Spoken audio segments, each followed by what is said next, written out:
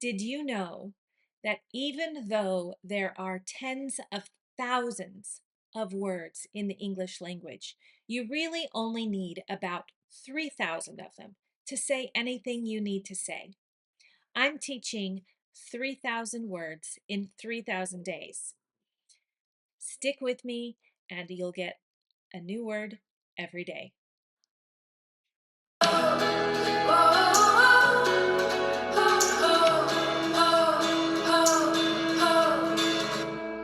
Hardly, hardly.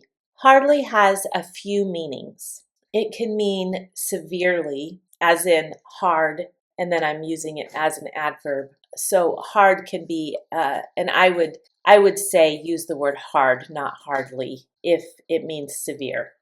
So hardly can mean severely. I would use the word hard, severely, harshly, or oppressively for this. When we use hardly in this sense, it's an older usage. He spoke to him hardly. And I would put it at the end like that. It would we would know what it means by the context. More often than that, hardly means no or never. And with the construct hardly ever, that means almost never. Hardly can mean barely or slightly or just. So this is the meaning of hardly that I think we usually use. We usually say it as in an adverb of frequency of I hardly ever go to school, or I'm hardly ever sick. We use it in that construct, and that's an adverb of frequency. We use it to mean slightly or just or barely. This other meaning over here is less frequent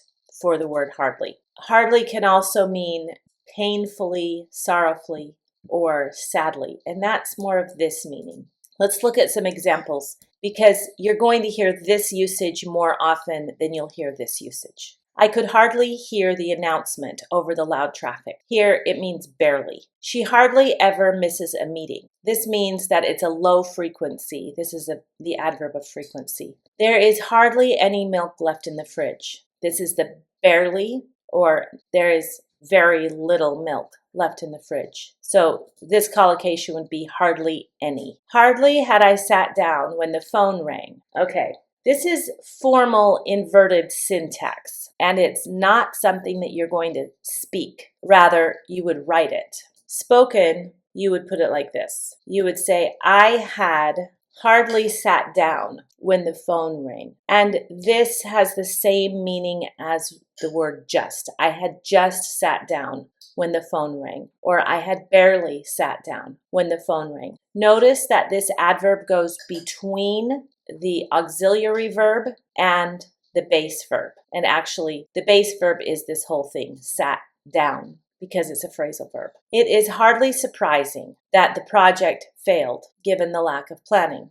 Okay, this is a full collocation. It is hardly surprising. This is something that we will say in a block. And then notice we have a relative clause here. That, and then it's followed by just a general syntax. We have our subject, we have our verb, and we have the rest of it. It is hardly surprising that is a very general collocation. The opposite of hardly would be mostly or usually. The noun for hardly might be hardness, because hardly does, with that other meaning of hardly, meaning sorrowful or sadly, things are hard. The verb is harden, and now we're talking about something getting hard, or like the table. Here's my iPad. It's hard, as opposed to something that's more soft.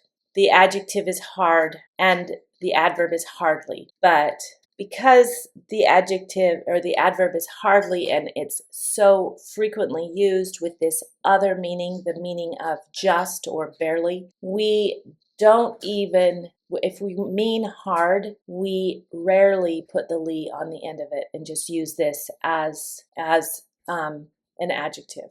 We would use one of these if we wanted to change it to an adverb, just so that we don't confuse it with this meaning, because this meaning is so common. Hardly. I really hope that you enjoyed this word. Use it 5 times today, write it down, commit it to memory, and I'll see you in the next lesson.